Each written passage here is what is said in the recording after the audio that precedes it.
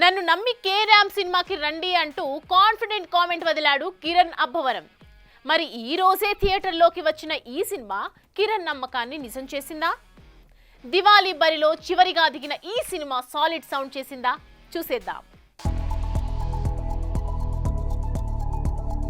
కథ విషయానికొస్తే పెద్ద బిజినెస్ మెన్ అయిన కృష్ణకి ఒక చిల్లరగా తిరిగే మాస్ కొడుకే కుమార్ అప్పవరం.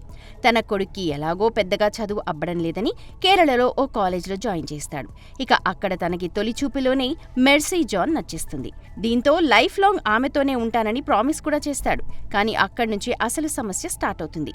మెర్సీకి ఉన్న ప్రాబ్లం ఏంటి, దానివల్ల కుమార్ ఎలాంటి ఇబ్బందులు ఎదుర్కొన్నాడు, చివరికి కుమార్ తన నాన్న విషయంలో తెలుసుకుంది ఏంటి, మెర్సీ సమస్యకి పరిష్కారం చూపించాడు లేదా అన్నదే సినిమా. వాస్తవంగా సినిమా ట్రైలర్ ఎప్పుడైతే వచ్చిందో అప్పుడే సినిమాపై ఆశలన్నీ వదులుకున్నారు ఆడియన్స్. కానీ నన్ను నమ్మి సినిమాకి రండి అంటూ కిరణ్ బాబు మరోసారి తనదైన సింపతి కార్డ్ బయటకు తీయడంతో ఎక్కడో ప్రేక్షకులకి చిన్న ఆశ.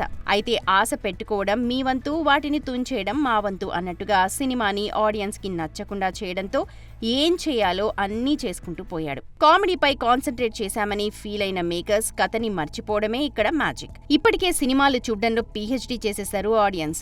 అలాంటి వారికి ఇలాంటి రొటీన్ స్టఫ్ ఉన్న కంటెంట్ ఇవ్వాలన్న మేకర్స్ ధైర్యాన్ని మెచ్చుకొని తీరాల్సిందే. కిస్ సీన్స్, బోల్డ్ కంటెంట్ ఉంటే చాలు ఆడియన్స్ కి ఇంకేం వద్దనుకున్నాడో ఏమో ఓవర్ ద బార్డర్ వెళ్లిపోయాడు ఈ కుర్ర హీరో. ఫ్యామిలీ ఆడియన్స్ ఇలాంటి వాటికి ఎలా టికెట్స్ తెంచుతారనుకున్నాడో కిరణ్ బాబే చెప్పాలి. ఇక కామెడీ టైమింగ్ తో ఆకట్టుకోవడానికి ప్రయత్నించినా ఏ కోసానా నవ్వించలేకపోయాడు. కాలేజ్ సీన్స్, హీరోయిన్స్ తో లవ్ సీన్స్ ఎక్కువగానే ఉన్నా వీటిని పండించలేకపోయాడు.